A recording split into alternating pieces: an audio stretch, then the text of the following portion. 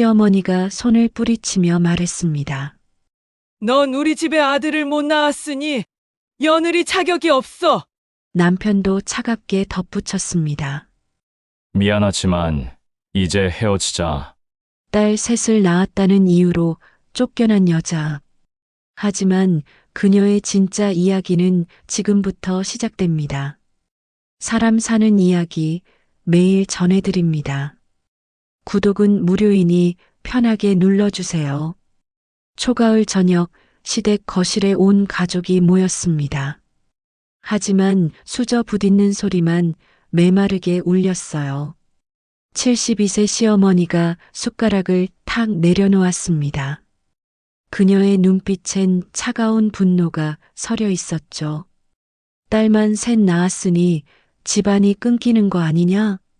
며느리는 고개를 숙인 채 떨리는 손으로 수저를 쥐었습니다. 결혼한 지 10년 여전히 이 집에선 인정받지 못하는 존재였어요. 어머니, 아이들이 듣고 있어요. 식탁 한쪽엔 8살 큰딸부터 4살 막내까지 셋 딸이 움츠러들어 앉아 있었습니다. 아이들? 그 아이들이 문제지. 딸 셋이면 뭐해? 재산은 누가 지내고 대를 누가 잇겠어? 시어머니의 목소리가 더욱 날카로워졌습니다. 그때 남편이 입을 열었습니다. 39살 한때 평생 지켜주겠다 약속했던 그 사람이었죠. 여보, 며느리가 간절한 눈빛으로 남편을 바라봤습니다. 이럴 때일수록 자신을 지켜줄 거라 믿고 싶었거든요. 하지만 남편의 대답은 차갑게 식어 있었습니다. 미안하지만 나도 이제 너와 같이 살 수 없어. 목소리엔 더 이상 사랑도 미안함도 담겨 있지 않았습니다. 우리 집안 대대로 아들을 중시하는데 이해해줘. 며느리의 가슴이 철렁 내려앉았습니다. 10년 동안 시어머니 뒷바라지에 아이 셋 키우기에 남편 내조에 모든 걸 바쳤는데 그동안 정말 수고했어. 하지만 이제 그만 집을 떠나줘. 남편이 마지막 말을 던졌습니다. 아이들은 내가 데리고 가.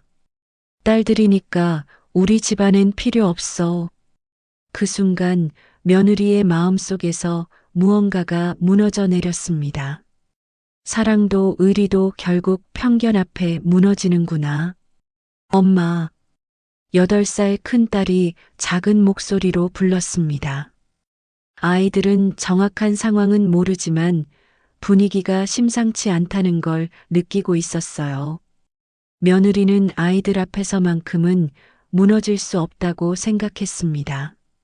떨리는 다리를 간신히 지탱하며 일어섰죠. 알겠습니다. 제가 짐을 싸겠습니다. 목소리는 생각보다 담담했습니다. 짐은 많이 가져가지 마. 필요한 것만. 시어머니가 차갑게 덧붙였습니다.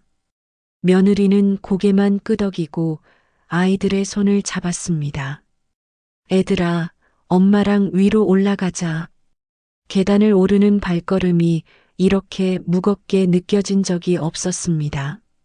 신혼 초 남편과 함께 행복하게 오르내렸던 이 계단을 이제는 쫓겨나는 신세가 되어 마지막으로 올라가고 있는 거죠.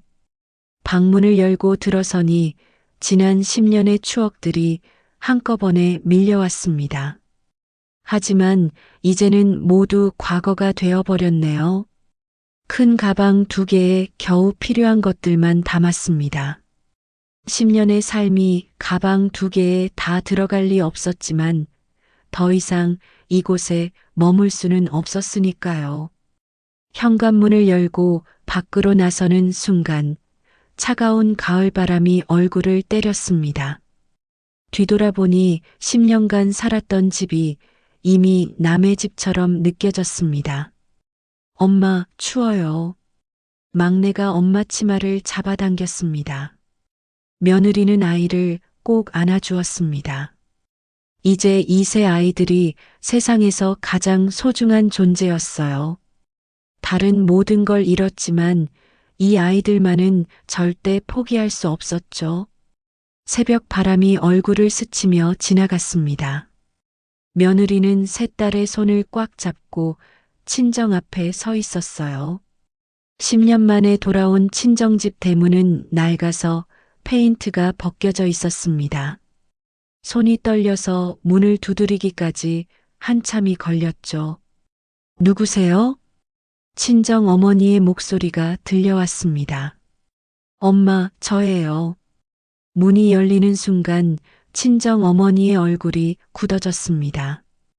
67세의 친정 어머니 눈에는 놀람보다는 짜증이 먼저 떠올랐어요. 이게 무슨 일이야? 밤중에 애들까지 데리고. 친정 어머니는 주변을 두리번거리며 말했습니다. 이웃들 눈치가 보인다는 표정이었죠. 엄마, 저 쫓겨났어요. 시댁에서 아들을 못 낳았다고 나가라고 했어요. 친정 어머니는 한숨을 푹 쉬며 문을 열어주었습니다. 들어와, 빨리. 좁은 거실에 앉으니 시댁 대저택과는 천지 차이였습니다. 아이들은 할머니 주변에 조심스럽게 앉았어요. 그래서 어쩔 작정이니? 친정 어머니의 목소리는 차가웠습니다. 며칠만 있다가 나갈게요. 친정 어머니는 차잔을 내려놓으며 냉정하게 말했습니다. 내 팔자가 그렇지 뭐. 이제 어디 가서라도 살아내라. 여기서 오래 있을 생각은 하지 마. 이웃 시선도 있고. 며느리의 심장이 다시 한번 무너져 내렸습니다. 시댁에서도 친정에서도 버림받은 존재라는 걸 뼈저리게 느꼈어요. 그날 밤 좁은 방에서 세 딸과 함께 누웠습니다. 아이들은 지쳐서 금세 잠들었지만 며느리는 천장을 바라보며 눈물을 흘렸습니다. 이제 어떻게 살지? 아이 셋을 어떻게 키우지? 그때 큰딸이 잠결에 중얼거렸습니다. 엄마, 우리 괜찮을까요? 며느리는 딸의 작은 손을 꽉 잡았습니다. 그 순간 가슴속에서 뜨거운 무언가가 치솟았어요. 이 아이들이 내 힘이자 내 이유다. 내가 무너지면 이 아이들도 무너진다. 눈물을 닦으며 마음을 다잡았습니다. 절망할 시간은 없었어요. 그렇다면 앞으로 이 모녀는 어떻게 살아갈까요? 다음 날 아침 일찍 아이들에게 아침을 해주고 집을 나섰습니다. 친정 어머니는 배웅도 나오지 않았죠. 동네 사람들이 수군거리는 소리가 들렸습니다. 저 집 딸이 시댁에서 쫓겨났다더라. 아이 셋이나 데리고 참 불쌍하다. 며느리는 고개를 들고 당당하게 걸었습니다. 아이들에게 부끄러운 엄마가 되고 싶지 않았거든요. 하루 종일 월세방을 알아봤습니다. 하지만 아이 셋을 데리고 있는 혼자 사는 여자에게 집을 빌려주려는 사람은 없었어요. 저녁 무렵에야 겨우 지하 반지하 방 하나를 구할 수 있었습니다. 습기가 차고 곰팡이 냄새가 나는 작은 방이었지만 그래도 우리만의 공간이었어요. 엄마, 여기가 우리 새 집이에요? 둘째가 물었습니다. 그래, 작지만 우리 집이야. 며느리는 아이들을 꽉 안아주었습니다. 그날 밤 아이들을 재운 후 혼자 앉아 통장을 들여다봤습니다. 잔고는 몇십만 원뿐이었어요. 당장 내일부터 벌어야 했습니다. 새벽 4시 며느리는 조용히 집을 나섰습니다. 동네 시장에서 새벽 일손을 구한다는 소식을 들었거든요. 시장 입구에는 벌써 여러 사람들이 모여 있었습니다. 대부분 나이 든 아주머니들이었죠. 여기 처음 오시네요. 한 아주머니가 말을 걸었습니다. 네, 일 좀 하려고요. 힘든 일인데 괜찮으시겠어요? 괜찮습니다. 해야 해요. 며느리의 목소리에는 절박함이 배어 있었습니다. 무거운 야채 박스를 나르고 바닥을 걸레질하고 설거지를 했습니다. 손이 부르터 피가 났지만 참았어요. 시댁에서 곱게만 살던 손이 하루 만에 거칠어졌지만 그래도 해냈습니다. 점심때 집에 돌아가니 큰딸이 동생들과 함께 라면을 끓이고 있었습니다. 엄마 왔어요. 아이들이 달려왔습니다. 8살 큰딸이 조심스럽게 말했습니다. 엄마, 저희도 뭔가 도와드릴게요. 저희가 할 수 있는 일이 있으면. 그 말에 며느리의 가슴이 뭉클해졌습니다. 어린 나이에 이런 말을 하는 딸이 대견하면서도 미안했어요. 우리 큰딸이 이렇게 듬직하네.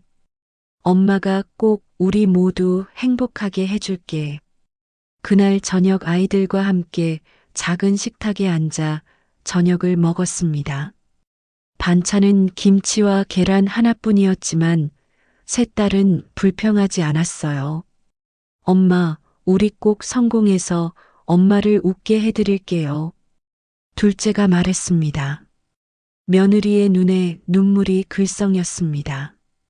이런 어린아이들이 벌써 성공을 말하다니. 하지만 그 말이 오히려 큰 힘이 되었어요. 그래, 우리 모두 함께 잘 살자. 엄마가 반드시 너희들을 좋은 곳으로 데려다 줄게. 밤이 깊어 아이들이 잠든 후 며느리는 창가에 앉아 밖을 내다봤습니다. 어둠 속에서도 몇 개의 별이 반짝이고 있었어요. 내 인생은 버려졌을지 모르지만 이 아이들의 인생만큼은 빛나야 한다. 주먹을 꽉 쥐며 다짐했습니다. 하지만 현실은 더 가혹했습니다. 과연 그녀는 버틸 수 있을까요? 한 달이 지났습니다. 며느리의 손은 굳은 살이 박여 거칠어졌고 얼굴도 많이 야위었어요. 하지만 매일 새벽부터 밤까지 일을 멈추지 않았습니다. 오늘은 큰딸이 학교에서 돌아와 울고 있었어요. 왜 그래? 무슨 일 있었니? 엄마, 친구들은 다 학원 다니는데 저만 못 다녀요. 선생님이 학원 안 다니면 따라가기 힘들다고 하셨어요.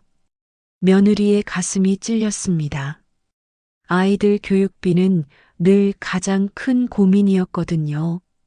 학원비가 얼마나 하는데? 한 달에 10만 원이요. 10만 원. 며느리가 사흘 밤낮으로 일해야 벌 수 있는 돈이었어요. 하지만 망설이지 않았습니다. 알겠어. 엄마가 어떻게든 마련해 줄게. 정말요? 큰딸의 눈이 반짝였습니다. 그럼 우리 큰딸이 공부하고 싶다는데 엄마가 못 해줄 게 뭐 있겠니? 다음 날 새벽 시장에서 사장을 붙잡았습니다. 사장님, 혹시 일 더 없나요? 뭐든지 하겠습니다. 그런데 왜? 무슨 일 있어? 아이 학원비를 마련해야 해서요. 시장 사장은 잠시 생각하더니 말했습니다. 그럼 저녁에 다른 식당 청소도 해볼래? 밤 10시까지인데. 꼭 하겠습니다. 그날부터 며느리의 하루는 더욱 바빠졌습니다. 새벽 4시부터 오후 2시까지 시장, 저녁 6시부터 밤 10시까지 식당 청소. 거의 18시간을 일했어요. 몸이 비틀거릴 정도로 지쳤지만 아이의 환한 웃음을 생각하며 버텼습니다. 일주일 후 드디어 학원비를 마련했습니다. 큰딸을 데리고 학원에 갔어요. 어머니, 이렇게 늦게 등록하시면 따라가기 힘들 텐데. 학원 선생님이 난색을 표했습니다. 선생님, 제발 받아주세요. 이 아이가 정말 공부하고 싶어 해요. 학원비를 내고 나오는 길에 큰딸이 말했습니다. 엄마, 제가 열심히 공부해서 꼭 1등 할게요. 하지만 집에 돌아와 보니 둘째가 기다리고 있었어요. 엄마, 저도 영어 학원 다니고 싶어요. 언니만 학원 다녀요. 며느리의 마음이 무거웠습니다. 둘째까지 보내려면 그날 밤 새벽 신문 배달 일을 구했습니다.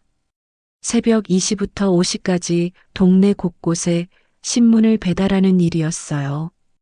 이제 며느리의 하루는 새벽 2시에 시작되었습니다. 신문 배달 후 바로 시장, 그리고 저녁에는 식당 청소까지 하루에 3군데를 오가며 일했어요. 몸은 한계였지만 마음속으로 계속 되뇌었습니다.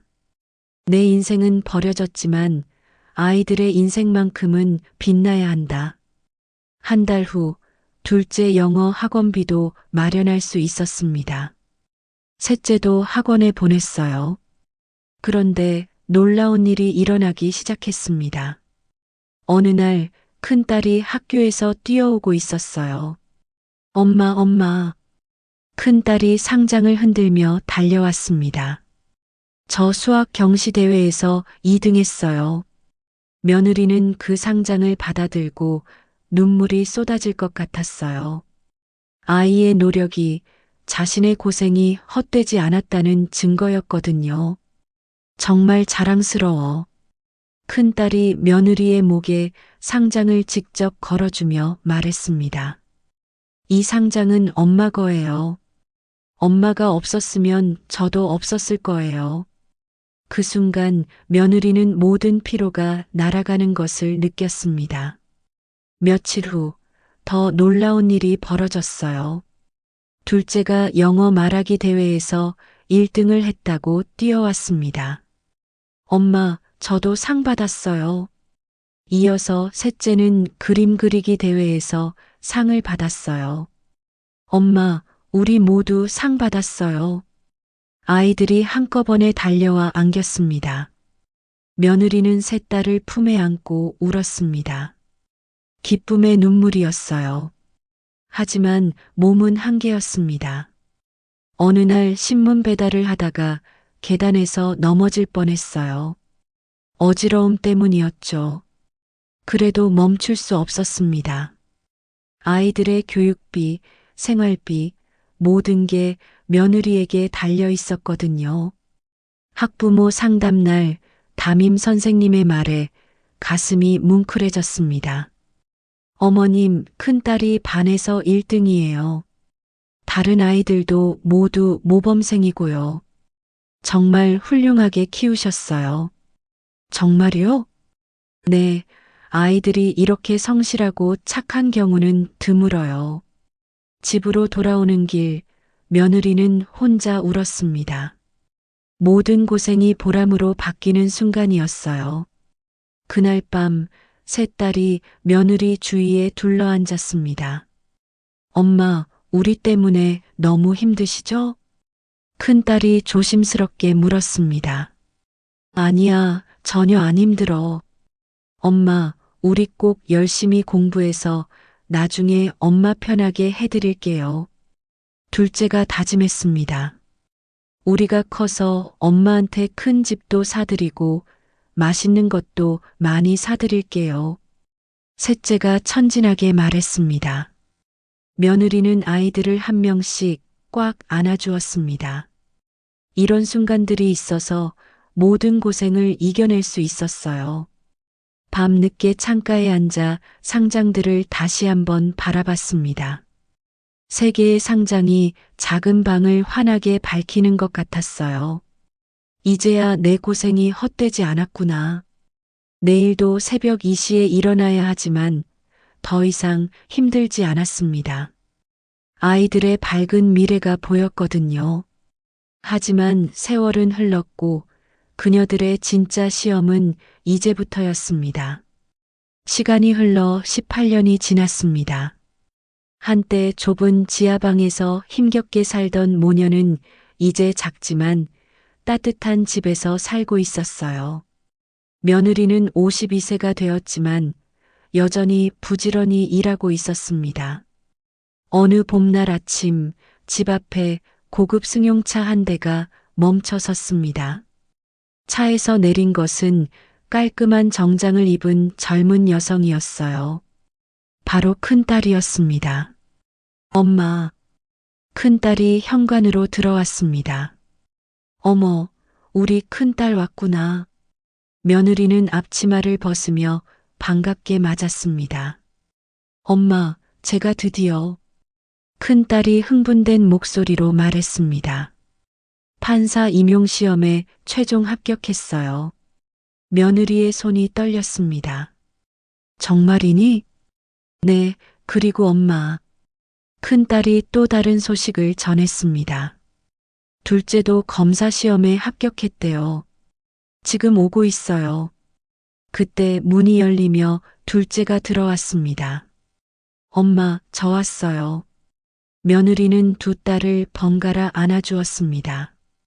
엄마, 저희가 해냈어요. 정말로 해냈어요. 둘째의 목소리에도 감격이 배어 있었습니다. 잠시 후 셋째까지 도착했습니다. 역시 수트를 입고 당당한 모습이었어요. 엄마, 저도 왔어요. 셋째가 말했습니다. 저는 법무법인 변호사로 시작하게 됐어요. 며느리는 믿을 수 없다는 듯 세 딸을 바라봤습니다. 정말 너희들이 모두 법조인이 된 거니? 네, 엄마. 세 딸이 한 목소리로 대답했습니다. 큰딸이 며느리의 손을 잡으며 말했습니다. 엄마, 기억하세요? 어릴 때 저희가 말했잖아요. 꼭 성공해서 엄마를 웃게 해드리겠다고. 그때는 정말 어린 소리라고 생각했는데 며느리의 눈에 눈물이 고였습니다. 둘째가 이어서 말했습니다. 엄마가 새벽 2시부터 밤 10시까지 일하시는 걸 보면서 저희는 다짐했어요. 절대 엄마 고생을 헛되게 하지 않겠다고. 셋째도 말을 이었습니다. 시장에서 무거운 박스 나르시고 손이 터져도 참으시던 엄마 모습을 잊을 수가 없었어요. 며느리는 세 딸을 한 명씩 꽉 안아주었습니다. 18년 전 지하방에서 굶주리며 공부하던 아이들이 이제 당당한 법조인이 되어 있었어요. 너희들 정말 대단하다. 엄마가 정말 자랑스러워. 며느리의 목소리가 떨렸습니다. 큰딸이 말했습니다. 엄마, 저희가 이렇게 될 수 있었던 건 모두 엄마 덕분이에요. 엄마가 포기하지 않으셨으니까요. 그리고 저희는 다짐했어요. 둘째가 진지하게 말했습니다. 각자의 자리에서 정의를 세우겠다고. 엄마처럼 억울한 사람이 없어야 한다고. 셋째가 이어받았습니다. 저는 변호사로서 힘없는 사람들의 편에 서겠어요. 며느리는 세 딸의 말을 들으며 가슴이 뭉클해졌습니다. 아이들이 단순히 성공한 게 아니라 올바른 가치관을 가진 사람으로 자란 것이 더욱 자랑스러웠어요. 엄마, 이제 편하게 사세요. 큰딸이 말했습니다. 저희가 모든 걸 책임질게요. 그래, 이제는 엄마가 쉴 때가 됐어요. 둘째도 덧붙였습니다. 하지만 며느리는 고개를 저었습니다. 아니야, 엄마는 아직 괜찮아.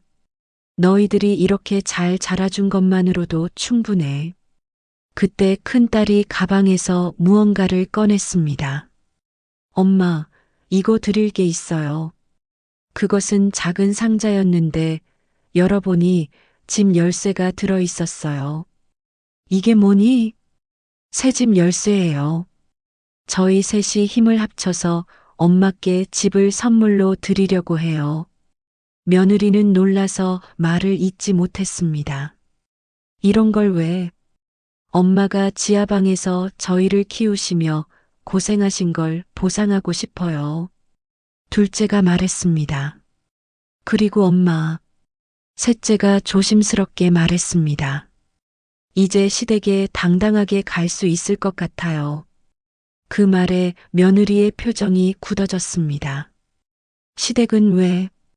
얼마 전에 소식을 들었는데 시아버지께서 많이 편찮으시다고 해요. 그리고 할머니께서 엄마를 찾고 계신데요. 며느리는 잠시 생각에 잠겼습니다. 18년 전 쫓겨나던 그날의 기억이 선명했어요. 하지만 이제는 상황이 달랐습니다. 엄마, 저희와 함께 가요. 큰딸이 말했습니다. 이제는 엄마가 당당하실 수 있어요. 며느리는 세 딸을 바라봤습니다. 모두 의젓하고 든든한 모습이었어요. 그래, 한번 가보자. 며느리가 마침내 말했습니다. 그날 저녁 가족이 함께 식사를 했습니다. 18년 전 라면 한 봉지를 나눠 먹던 것과는 천지 차이였어요. 이제는 풍성한 식탁 앞에서 행복한 시간을 보낼 수 있었습니다. 엄마, 정말 고생 많으셨어요. 세 딸이 한 목소리로 말했습니다. 며느리는 미소를 지었습니다. 모든 고생이 이 순간을 위한 것이었다면 후회는 없었어요. 하지만 시댁으로의 방문, 그것은 또 다른 시험이 될 것 같았습니다. 이틀 후, 세 대의 고급 승용차가 시댁 대저택 앞에 줄지어 섰습니다.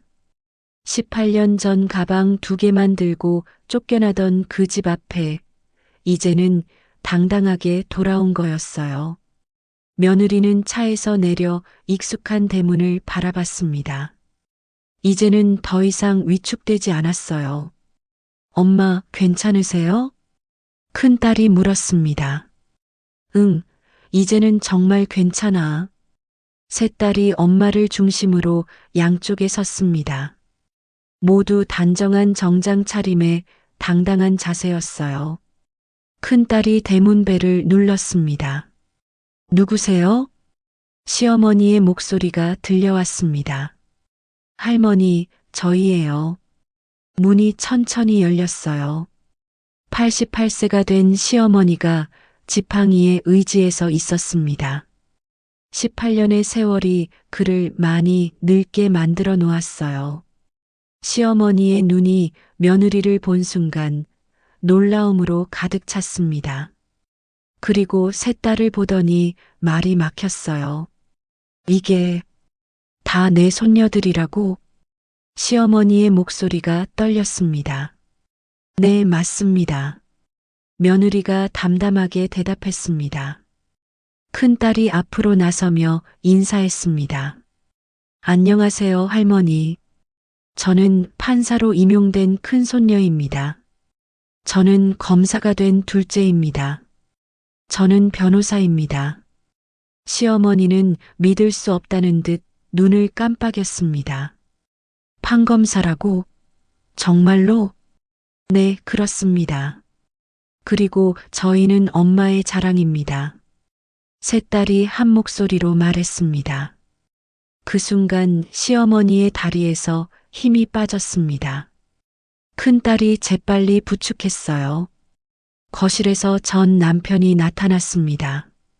57세가 된 그는 반백의 머리에 깊은 주름이 패어 있었어요. 전 남편은 며느리와 세 딸을 보고 충격받은 듯 멈춰섰습니다. 당신? 그리고 이 아이들이? 네, 저희 딸들입니다. 혹시 이 아이들이 정말 판검사라고?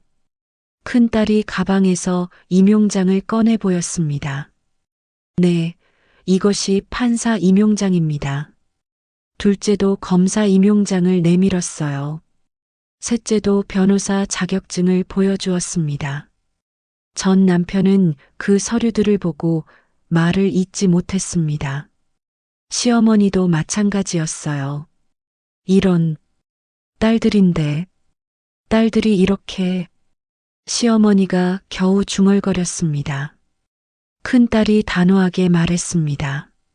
할머니, 아버지, 저희는 엄마 덕분에 여기까지 왔습니다. 둘째가 이어받았습니다. 엄마는 새벽 2시부터 밤 10시까지 일하시며 저희를 키워주셨어요. 셋째도 말했습니다. 엄마가 아니었다면 저희는 지금 이 자리에 없었을 겁니다.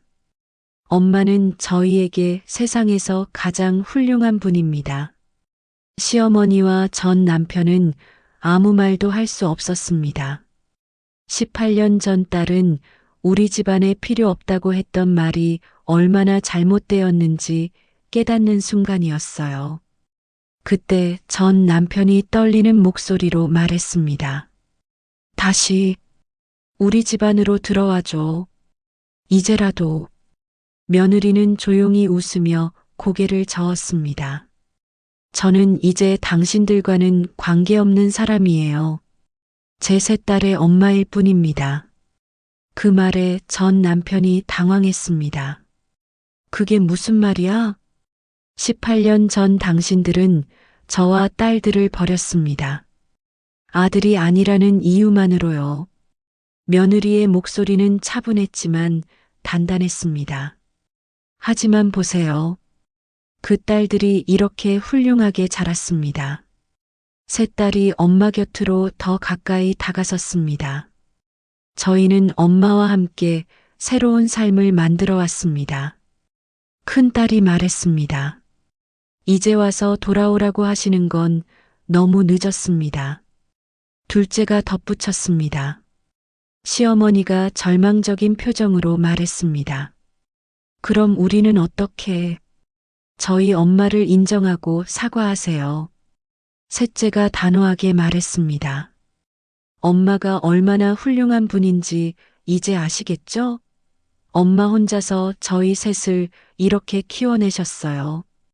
그 순간 시어머니는 더 이상 버틸 수 없었습니다. 지팡이를 놓고 바닥에 무릎을 꿇었어요. 내가 잘못했다. 시어머니의 목소리가 떨렸습니다. 너야말로 우리 집안의 빛이었다. 전 남편도 고개를 숙이며 말했습니다. 정말 미안하다. 그때 내가 어리석었다. 하지만 며느리는 더 이상 그들의 인정이 필요하지 않았습니다. 사과는 받겠습니다. 하지만 저는 이미 제 길을 찾았어요.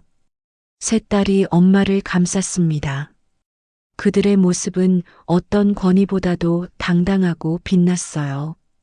저희가 엄마를 지킬 겁니다. 큰 딸이 말했습니다.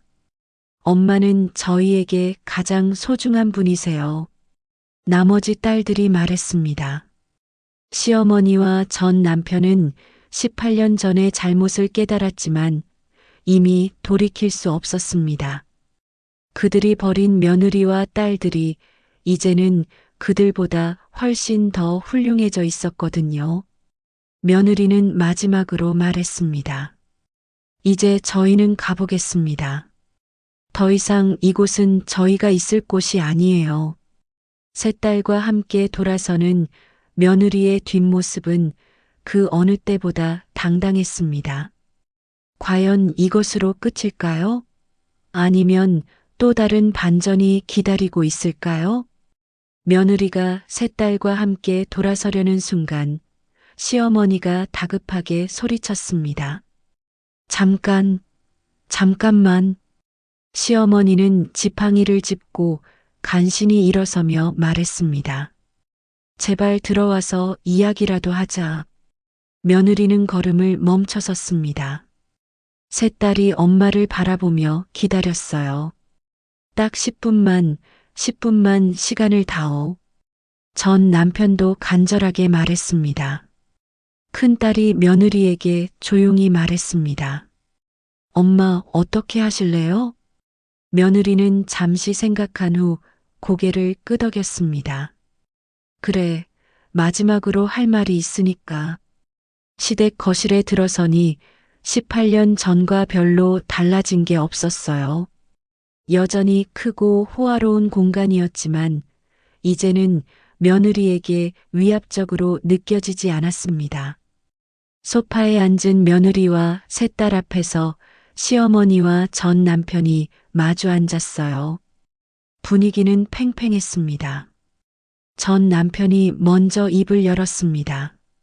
정말 이 모든 게 믿어지지 않는다. 아이들이 모두 판검사라니. 믿기 어려우시겠지만 사실입니다. 둘째가 차분하게 대답했습니다. 시어머니가 떨리는 목소리로 말했습니다. 그동안 너희들이 어떻게 살았니? 엄마가 얼마나 고생했을까? 할머니께서 궁금하시다면 말씀드리죠. 셋째가 말했습니다. 엄마는 새벽 2시부터 일어나서 신문 배달을 하셨어요. 그리고 오전에는 시장에서 무거운 박스를 날랐고요. 저녁에는 식당에서 설거지를 하셨습니다. 손이 터져서 피가 나도 멈추지 않으셨어요. 시어머니의 얼굴이 점점 창백해졌습니다. 큰딸이 계속해서 말했습니다. 하지만 엄마는 저희 교육비는 절대 포기하지 않으셨어요. 당신 밥을 굶으면서도 저희 학원비를 마련해 주셨습니다. 그런데 이제 와서 둘째의 목소리에 분노가 섞였습니다. 다시 돌아오라고 하시는 거예요? 전 남편이 당황하며 말했습니다. 그때는 내가 너무 어리석었다. 지금 생각해보니 뭐가 달라졌나요? 셋째가 날카롭게 물었습니다. 저희가 판검사가 되었으니까 태도가 바뀐 거 아닌가요? 아니, 그런 게 아니라. 전 남편이 변명하려 했지만 말이 막혔습니다. 시어머니가 눈물을 흘리며 말했습니다. 내가 정말 잘못했다. 그때 너무 고집을 부렸다. 고집이 아니라 편견이었어요. 며느리가 조용히 입을 열었습니다. 딸이라는 이유만으로 저희를 버렸잖아요. 시어머니와 전 남편이 놀란 눈으로 며느리를 바라봤어요. 며느리가 계속 말했습니다. 하지만 어머니, 그리고 당신, 저는 원망하지 않습니다. 정말 원망하지 않아요? 전 남편이 어리둥절해했습니다. 네, 오히려 감사해요. 며느리의 말에 모두가 놀랐습니다. 감사하다고? 당신들이 저희를 내보내지 않았다면 저는 이런 훌륭한 딸들을 키워낼 수 없었을 거예요. 그리고 이 아이들도 이렇게 강하고 독립적으로 자라지 못했을 거고요. 세 딸이 엄마를 바라보며 미소를 지었습니다. 큰딸이 말했습니다. 맞아요. 저희는 엄마의 고생을 보며 더 열심히 살아야겠다고 다짐했어요. 엄마처럼 억울한 사람들을 도와주고 싶었어요. 둘째가 덧붙였습니다. 저희는 각자의 자리에서 정의를 실현하려고 해요. 시어머니가 더욱 울먹이며 말했습니다. 그럼 정말 용서해 주는 거니? 며느리는 고개를 끄덕였습니다. 용서합니다. 하지만 전 남편이 기대에 찬 눈으로 물었습니다. 하지만 다시 돌아갈 생각은 없어요. 며느리의 목소리는 확고했습니다. 왜 안 돼? 시어머니가 울면서 물었습니다. 며느리가 일어서며 말했습니다. 저는 이제 다른 사람이에요. 18년 전 쫓겨난 며느리가 아니라 세 딸을 훌륭하게 키워낸 엄마예요. 세 딸도 엄마와 함께 일어섰습니다. 그리고 저희는 엄마와 함께 새로운 삶을 만들어가고 있어요. 큰딸이 말했습니다. 더 이상 과거에 얽매이고 싶지 않아요. 둘째가 덧붙였습니다. 전 남편이 절망적으로 말했습니다. 그럼 우리는 어떻게 하면 되는 거야? 며느리가 마지막으로 말했습니다. 앞으로는 누군가를 피 한 방울로만 판단하지 마세요. 사람의 가치는 성별이나 혈통으로 결정되는 게 아니니까요. 그리고 진정한 가족은 혈연이 아니라 사랑과 헌신으로 만들어지는 거예요. 셋째가 말했습니다. 시어머니가 마지막으로 간청했습니다. 그럼 가끔이라도 만날 수 있을까? 며느리는 잠시 생각한 후 말했습니다.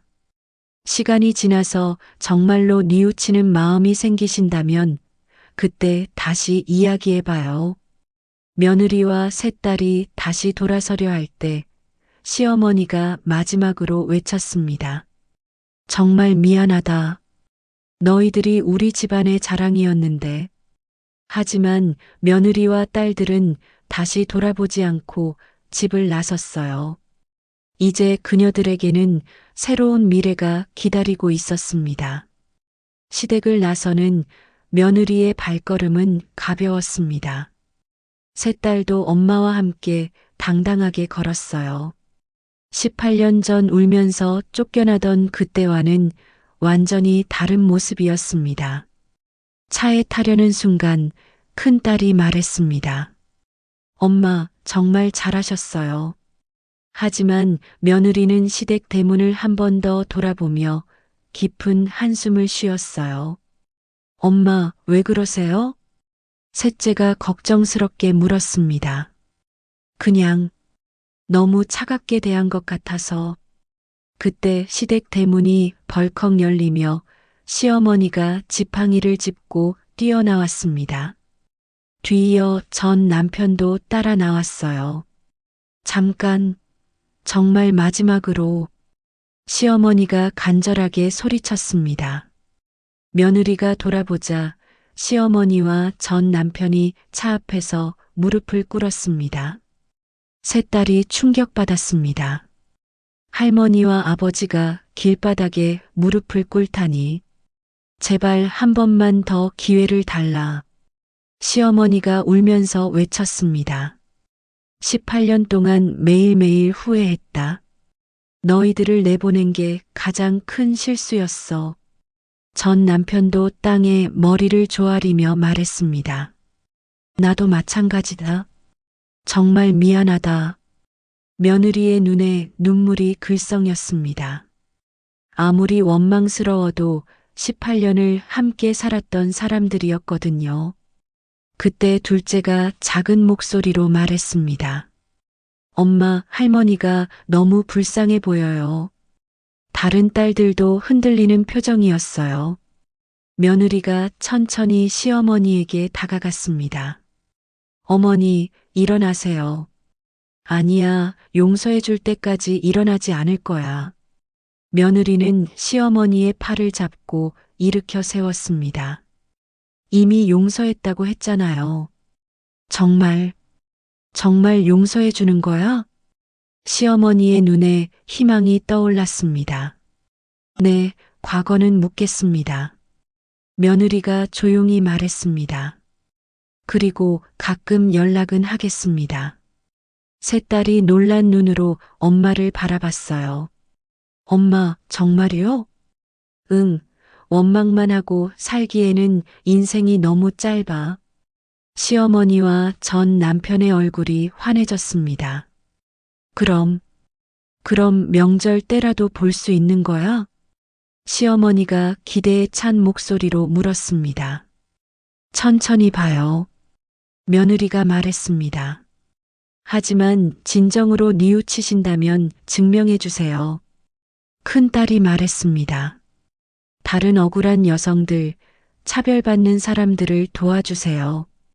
그것이 진정한 사과가 될 거예요. 둘째가 덧붙였습니다. 시어머니가 고개를 끄덕였습니다. 그럴게, 꼭 그럴게. 뭐든지 하겠어. 전 남편도 다짐했습니다. 나도 마찬가지다. 앞으로는 올바르게 살겠다. 며느리가 시어머니의 손을 잡았습니다. 어머니, 이제는 혈연이 아니라 진심으로 가족이 되어봐요. 그래, 그럼 좋겠다. 시어머니가 울먹였습니다. 세 딸이 엄마 곁으로 다가섰습니다. 그들의 모습은 햇빛을 받아 환하게 빛났어요. 이제야 진짜 가족 같네요. 셋째가 천진하게 말했습니다. 차에 오른 며느리와 세 딸. 창문 너머로 시어머니와 전 남편이 눈물을 닦으며 손을 흔들고 있었어요. 차가 출발하자 큰딸이 물었습니다. 엄마, 후회 안 하세요? 아니, 이게 맞는 것 같아. 용서하고 앞으로 나아가는 게 더 나으니까. 둘째가 감탄했습니다. 역시 우리 엄마가 최고예요. 셋째도 말했습니다. 저희도 엄마처럼 살겠어요. 차 안은 따뜻한 웃음으로 가득했습니다. 밖으로 보이는 봄 풍경이 아름다웠어요. 며느리는 창밖을 바라보며 생각했습니다. 굴욕으로 시작된 삶이 사랑으로 다시 빛났구나. 엄마, 저희가 새로 산 집에서 모두 함께 행복하게 살아요. 큰딸이 환하게 웃으며 말했습니다. 그래, 이제는 정말 우리만의 행복한 시간을 만들어 가자. 며느리는 세 딸을 바라보며 마음속으로 말했습니다. 굴욕으로 시작된 삶은 사랑으로 다시 빛났다. 그녀의 이름은 이제 버려진 며느리가 아니라 정의를 키워낸 어머니였다. 차는 희망찬 미래를 향해 달려갔습니다. 따뜻한 봄 햇살이 새로운 시작을 축복하듯 그들의 앞길을 환하게 비추고 있었어요. 세상에는 여전히 많은 어려움이 있겠지만 이제 그들에게는 서로가 있었습니다. 진정한 가족의 힘으로 어떤 시련도 이겨낼 수 있을 거였어요. 며느리와 세 딸의 이야기는 모든 이들에게 희망의 메시지를 전했습니다. 절망의 순간에도 포기하지 않는다면 언젠가는 반드시 빛나는 순간이 온다는 것을요. 그리고 진정한 가치는 편견이 아닌 사랑과 헌신으로 증명된다는 것을. 마이너스. 오늘 사연 어떠셨나요? 들어주셔서 감사합니다. 구독과 좋아요 부탁드리며 다음에 더 좋은 사연으로 찾아뵙겠습니다.